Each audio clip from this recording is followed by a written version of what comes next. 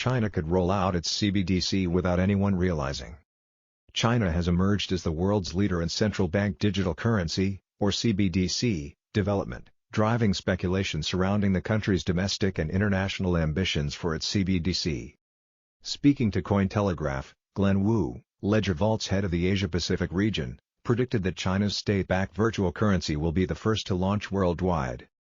Wu emphasized the speed with which China's government can deploy major initiatives on a national scale, suggesting that its early CBDC trials with 19 businesses including Starbucks and McDonald's may quickly grow to encompass a much larger pilot. He said, "I believe when it does come, it's going to be one of the first, if not the first, real CBDC with a real use case globally. No one is going to even know the difference." Many analysts have posited that China is seeking to regain control over domestic payments through its CBDC, with Wu estimating that more than 96% of small retail transactions are processed by Alipay or WeChat Pay. However, Wu offers a more nuanced explanation, asserting that the growth of digital payment platforms was permitted by China's central government and aligned with many objectives of the regime, centralizing the vast majority of country's financial activity onto a handful of financial platforms, including rural areas that were previously outside of the government's reach.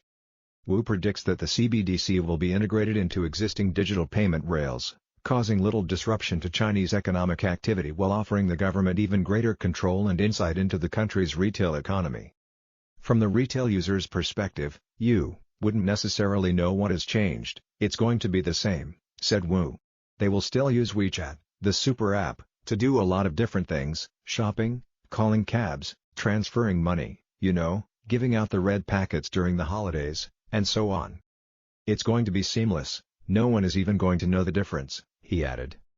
China to use CBDC to bypass USD in global trade. At the international level, Wu predicts that China will use its CBDC as a means to drive trade settlement in Chinese currency.